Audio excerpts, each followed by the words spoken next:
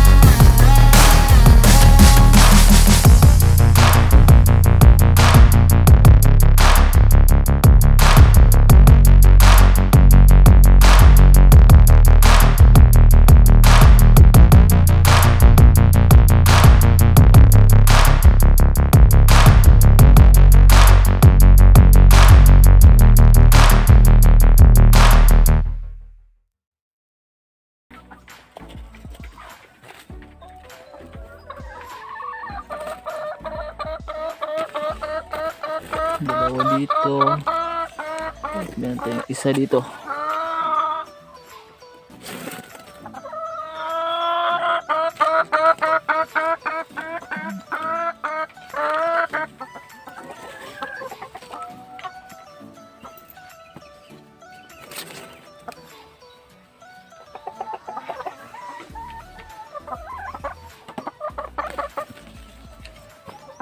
So, yun lang mga ka-chicken, no? So, yun lang yung nakulik ko ngayong umaga mga ka-chicken. Ito lang mga ka-chicken, no? Yan. So, yan lang yung nakulik ko mga ka-chicken ngayong umaga mga ka-chicken, no? So, madadagdagan pa yan mamayang hapon mga ka-chicken, no? So, mamayang hapon magkukulik ulit tayo mga ka-chicken, no? So, yun lang mga ka-chicken. So, in this afternoon mga ka-chicken, no? So, ang una kong ginagawa mga ka-chicken ay magpapainom ako ng tubig mga ka-chicken, no?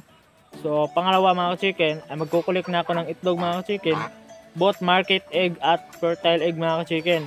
So, at pangatlo mga ka-chicken, at the last mga ka-chicken, ay magpapakain na tayo mga ka-chicken, no? So, tara mga ka-chicken, samahan.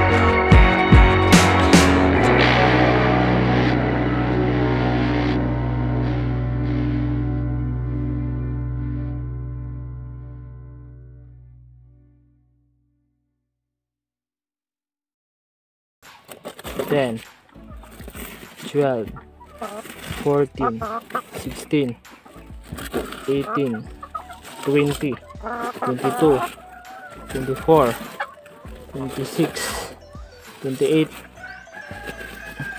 30, 32, 34, 35. So, meron tayong nakukuha ngayong araw mga chicken, no? 35 eggs mga ka-chicken. So, yun lang mga ka-chicken, no? So, dito na naman tayo sa ating breeding pen mga ka-chicken, no? So, fertile egg to mga chicken. So, tuwing hapon lang ako magkukolekta dito mga chicken, no? Kasi kunti lang sila mga chicken, 5 lang. So, tara, pasukin natin mga chicken.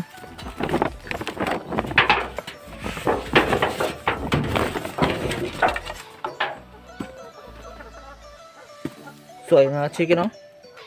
May 3 at saka 2 mga chicken, no? So, perfect mga chicken, 5. So 100% tayo mga chicken, no? Na out of 5 natin na binibreed mga chicken na hens mga chicken ay silang lahat ng itlog mga chicken. So kuha na ako dito ng dalawa mga chicken, no? Lagay ko sa aking bulsa mga chicken. So at itong tatlo mga chicken ay hahawakan ko lang. So ito mga chicken, no? So yung dalawa mga chicken nasa aking bulsa mga chicken, no?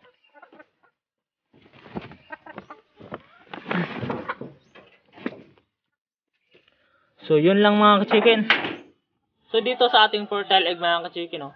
So after ko sila makulik mga chicken, ay lilinisan ko sila mga chicken, no? So maglilinis lang tayo mga chicken dun sa itlog na may dumi mga chicken, no? Kagaya nito mga chicken may dumi.